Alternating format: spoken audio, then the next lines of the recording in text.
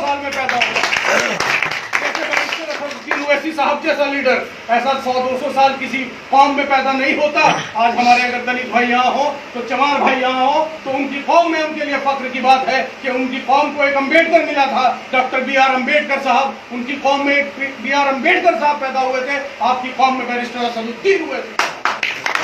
आज आपको ये B.R. अम्बेडकर साहब आज चले गए दुनिया से, लेकिन आपका कायद आपके सामने मौजूद है। आप मान लीजिए उसे अपना कायद और कर लीजिए पूरे देश में इत्तिफाक और इत्तिहाद। आज देखना, क्योंकि इस मुल्क का मिजाज है, इस मुल्क के लोग जो लोग खुदा की इबादत करते हैं, मैं उनकी बात नहीं कर रहा हूँ, लेकिन जो लोग खुदा के अलावा किसी और चीज की इबादत करते हैं, आप देखेंगे चाहे वो पेड़ की पूजा करते हो या सूरज की पूजा करते हो, चांद की पूजा करते हो या पत्थर की पूजा करते हो, वो तमाम लोग आप देखना कि जो पेड़ की पूजा करता है अमरूद की पूजा नहीं करता।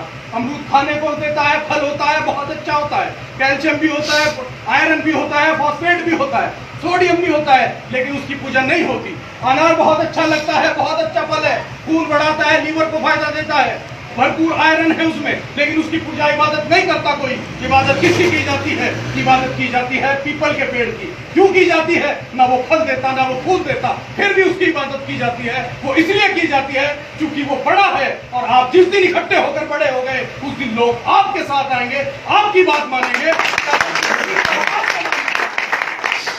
तो मेरे मोहतरम बुजुर्गों, कोशिश यही कीजिए कि आप इकट्ठे हो जाइए। बहुत दिन हो गए, 70 साल हो गए हार और जीत का खेल खेलते खेलते। बहुत दिन गुजर गए, तानिश बैठ जाओ आप, कोई बात नहीं। बहुत दिन गुजर गए हार और जीत का मामला चलाते चलाते। अब हाथ खींचना सीख लो, अब हाथ मिलाकर चलना सीख लो। आज इकट्ठे हो जाओ, आपकी आवाज सुनी जाएगी। आज इकट्ठे हो जाओ, इत्तिहाद कर लो, आपकी बात सदन तक जाएगी। आज इत्तिफाक कर लो, आपका MLA जीत कर जाएगा। ऐसी कोई विधानसभा यहाँ नहीं है। हरिद्वार जिले के अंदर की बात करता हूँ आपसे, क्योंकि हम यहाँ के रहने वाले हैं। एक भी विधानसभा ऐसी नहीं है हरिद्वार शहर तक भी कि जहाँ दलित और मुसलमान एक जगह हो जाए और वो सीट न जीती जाए। ऐसी एक विधानसभा भी नहीं है। लेकिन शर्त एक होगी, आप लोगों ने 2019 का चुनाव भी देखा। मेरे मुसलमान भाइयों की तादाद ज्यादा, इसलिए आपसे कहता हूँ कि आपने 2019 का भी चुनाव देखा। आपने, हमने, सबने मिलकर कांग्रेस को वोट दिया था। वोट मांगने हमारे पास कोई नहीं आया। बताओ कोई आया था क्या? नहीं आया था कोई वोट मांगने हमारे से, लेकिन हमने फिर भी वोट दिया था। क्यों वोट दिया था? हमने इसलिए वोट दिया था कि बीजेपी हार जाएगी। हम इसलिए वोट करते हैं कि बीजेपी हार जाए। 4.5 लाख वोट मेरा ही और आपका ही था, जो कांग्रेस के पास था और किसी का वोट नहीं था। जो 4.5 लाख वोट था वो मेरा और आपका था। इसलिए दिया था कि बीजेपी हार जाएगी। और बसपा ने भी, जो बसपा के पास 2.25 लाख वोट था, 1,83,000, वो भी इसीलिए था कि बीजेपी को हराने वालों ने वोट दिया था। वो बीजेपी को पसंद नहीं करते, वो बीजेपी को हराना चाहते हैं। वो कांग्रेस को वोट नहीं दे सकते, वो कांग्रेस को पसंद नहीं करते। मेरे दोस्तों, अगर तुम इकट्ठे हो गए, हम लोग इकट्ठे हो गए, तो वो यकीन जानिए कि वो तमाम लोग जो 4.5 लाख एक है, वो आपके साथ जुड़ेंगे। जो 1,83,000 थे, वो आप 4.5 लाख के साथ जुड़ जाएंगे और जीत आपकी होगी इस जिले के अंदर। शर्त यह है कि आपको इकट्ठा होना होगा।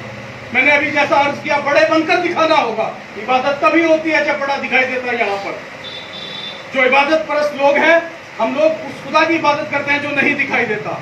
लेकिन वो लोग जो देखने पर इबादत करते हैं, वो बड़े की करते हैं, छोटे की नहीं करते। जितनी बड़ी विशाल मूर्ति होती है, उतनी बड़े उसके अनुयायी होते हैं। तो आप लोगों से मेरी गुजारिश यही है, इसी के लिए मैं आपके पास आया कि आप लोग इकट्ठे हो जाओ खुदा के वास्ते।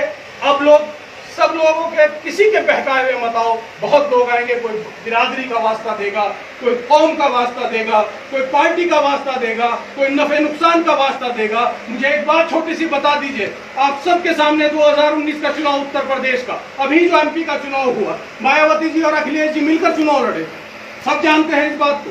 हमने कांग्रेस का, हमने सहारनपुर से जिताया बसपा का MLA MP हाजी फजलुर रहमान साहब, हमने जिताया मुरादाबाद से ST हसन साहब, हमने जिताया अमरोहा से दानिश साहब, हमने जिताया बिजनौर से। हम यहाँ खुश हो गए कि हमने बीजेपी को हरा दिया।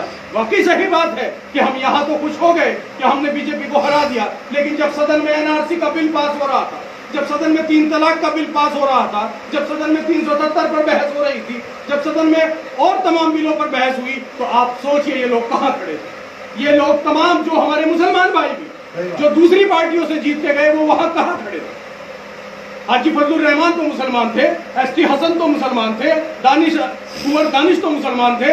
ये कहाँ खड़े थे? ये भारतीय जनता पार्टी के खेमे में खड़े थे, और जो वहां नहीं खड़ा हुआ वो वॉकआउट कर बाहर निकल गया था। क्यों? क्योंकि खामोश ताईद है बाहर निकलना भी सदन में। अगर इनके अंदर कौम का जज्बा होता, हो सकता है कौम का जज्बा हो, लेकिन उनकी पार्टी ने उन्हें इजाजत नहीं दे रखी कि तुम कौम के लिए बोलो। उसका एक जिंदा सबूत आपके पास पेश करता हूं आपके सामने। बिहार में हमारे एमपी थे मौलाना इसरारुल हक कासमी साहब, देवबंद आर्डून से फारिग थे, तारीख बाशर इंसान, बुजुर्ग आदमी, बहुत बड़े लीडर, बिहार किशनगंज के एमपी कांग्रेस के, बहुत बार एमपी रहे।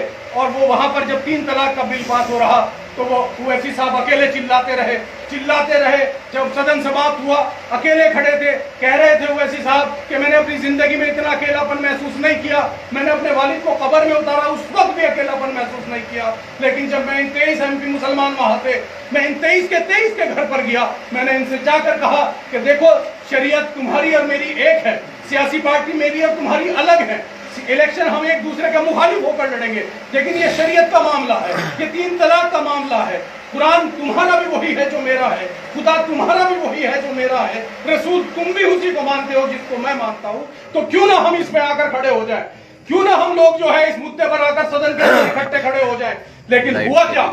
सदन के अंदर किसी ने कहा, वो बता रहे थे कि किसी एमपी ने कहा कि यहाँ पर अगर मैंने आपके साथ खड़ा हो गया मेरी पार्टी मुझे बाहर कर देगी। किसी एमपी ने कहा कि अगर हम आपके साथ खड़े हो गए सदन के अंदर तो हमारी पार्टी हमें टिकट नहीं देगी। अगर किसी ने कहा कि हमारी पार्टी, हमारा हिंदू वोट बैंक चला जाएगा, हमारे हिंदू भाई हमें वोट नहीं करेंगे।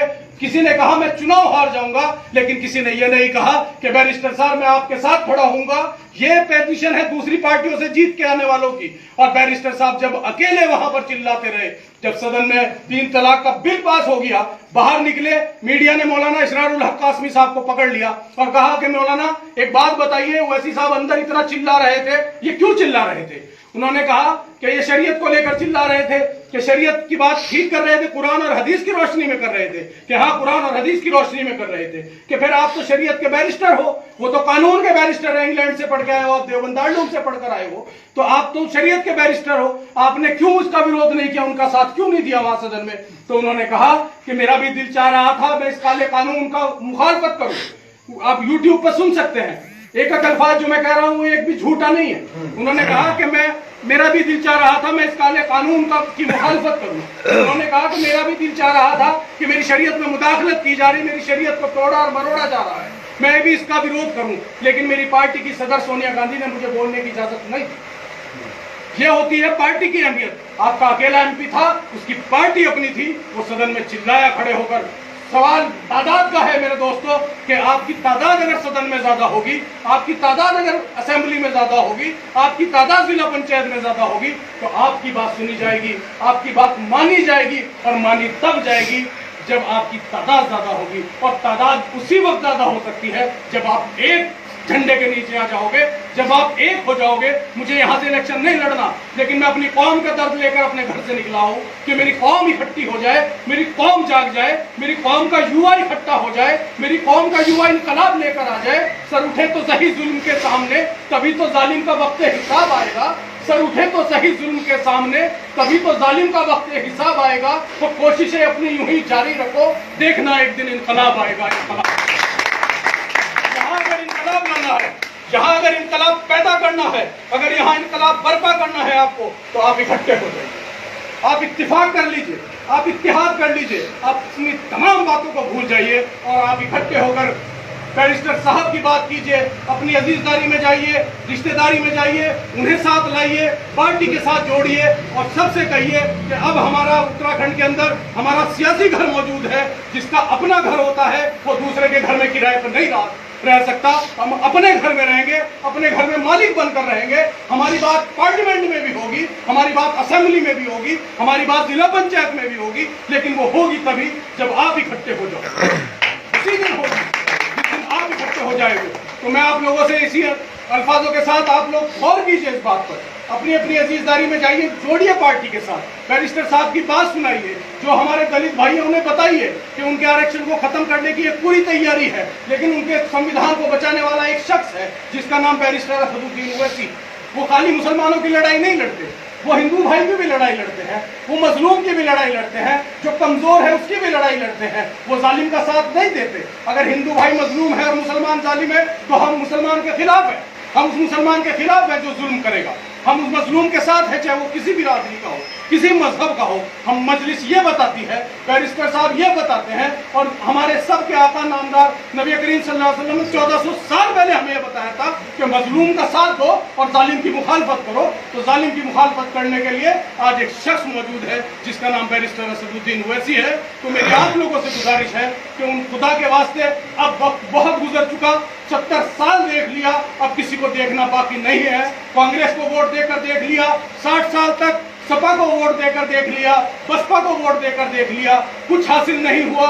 यहाँ जीत गए तो वहां हार गए, और यहाँ हार गए तो हार ही रहे। हम तो यहाँ जीतेंगे तो भी हार है और यहाँ हारेंगे तो भी हार है। अगर हमारी हार किस्मत है तो फिर हम जीत भी अपनी करेंगे और हार भी अपनी करेंगे। हम ना दूसरे की जीत में शरीक होंगे, ना दूसरे की हार अपने शरीक। अहद कीजिए इस बात का, इंशाल्लाह मेरा साथ देंगे आप लोग, बैरिस्टर साहब का साथ देंगे इंशाल्लाह, मजलिस का साथ देंगे इंशाल्लाह। बैरिस्टर असदुद्दीन ओवैसी साहब जिंदाबाद, जिंदाबाद। मेरा आप लोगों से यही गुजारिश है, बस इन्हीं अल्फाजों के साथ मैं अपनी बात को यहीं खत्म करूंगा कि उसूलों पर जहां चाहे टकराना जरूरी है, उसूलों पर जहां चाहे टकराना जरूरी है। जो जिंदा हो तो फिर जिंदा नजर आना जरूरी है, जो जिंदा हो तो फिर जिंदा नजर आना जरूरी है। और रिवायत ही बताती है, नई उम्रें ये क्या जाने, कहां से बच के चलना है, कहां जाना जरूरी। अब जरूरी कहां है वो देखिए आप लोग कि आपके पास आपका सियासी घर आ गया, आपके पास अल्लाह ने एक सियासी कायद दे दिया जिसको इस मुल्क का मुसलमान तरस रहा था। ये नहीं कह सकता था कि हमारे पास कोई इतना बड़ा लीडर है कि जिसका नाम पूरे देश में हो। हम ये नहीं कह सकते थे कि अगर कोई लीडर बड़ा आ गया उसके पास अपनी पार्टी हो, ऐसा कोई नहीं था हमारे पास।